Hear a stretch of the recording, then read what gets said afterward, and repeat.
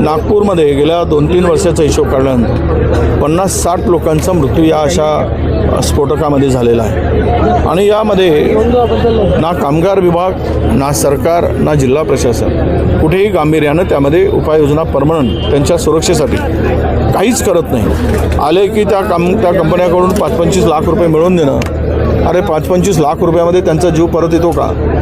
आज 17 लोकांचा मृत्यू झाला, तुम्हाला काहीच वाटत नाही? तुमच्या भावना संपल्यात का? तुमची संवेदनशीलता संपली का? ज्या सेफ्टी पॉईंटनी त्या ठिकाणी व्यवस्था असायला पाहिजे, एवढा हायली एक्सप्लोजिव्ह ते युनिट आहे। आता हेच नाही तर याच्यापूर्वी झालेल्या ज्या घटना आहेत नागपूर जिल्ह्यात, हे संपूर्ण त्या उद्योग व्यवसाय चालवणाऱ्या आणि जिल्हा प्रशासन आणि कामगार विभाग यांच्या हप्तेखोरीमुळे हे अपघात मोठ्या प्रमाणात होत आहेत। त्यांच्या संरक्षणासाठी, त्यांच्या सेफ्टीसाठी सरकारकडून ना प्रशासन कुठलंही कडक धोरण, कायदे आहेत पण अंमलबजावणी होताना दिसत नाही आणि त्यामुळं बिचाऱ्या गरीब कामगारांना आपला जीव गमवावा लागतो आहे। आमची सरकारकडे मागणी आहे, पैसे तुम्ही किती देताय?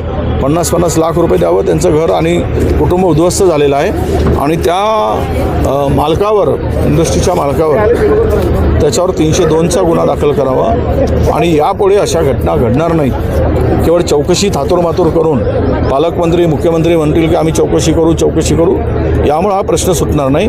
या संदर्भात आम्ही विधानसभेमध्ये कायदे कडक करण्यासाठी पुढच्या आठवड्यामध्ये ज्यावेळेस होळीनंतर पुन्हा अधिवेशन होणार आहे सुरू, त्यामध्ये आम्ही हा प्रश्न मांडू आणि आमच्या सरकारला सुद्धा इशारा आहे आणि प्रशासनाला सुद्धा। अशा प्रकारच्या घटना वारंवार घडत आहेत, त्यामुळं गांभीर्याने या पगड्याकडे बघा आणि कडक पाऊल उचला, कायदे कडक करा अशी मागणीसुद्धा आमची असते। स्थानिक लोकांचं असं म्हणणं आहे की तिथे ऑडिट नीट झालेलं नव्हतं, ऑडिट तिथे नीट नाही, आम्ही हेही सांगितलं। मागच्या वेळेस जी चर्चा झाली, मी गेलो होतो, तुम्ही या सगळ्या एक्सप्लोजिव्ह ज्या काही तयार कंपन्या आहेत, जिथे दारुगोळा तयार केला जातो, जिथे मिलिटरीचं सामान केलं जातं, ज्या काही हे केलं जातं, त्यामुळे त्या ठिकाणचे सगळ्यांचं ऑडिट करा। ऑडिट होतपर्यंत कुठलीही कंपनी यापुढे सुरू राहणार नाही, ही सुद्धा मागणी मी करतो आहे। तसं पत्र आम्ही दाब केलेलं आहे आणि मुख्यमंत्र्यांना ते पत्र आम्ही देतो।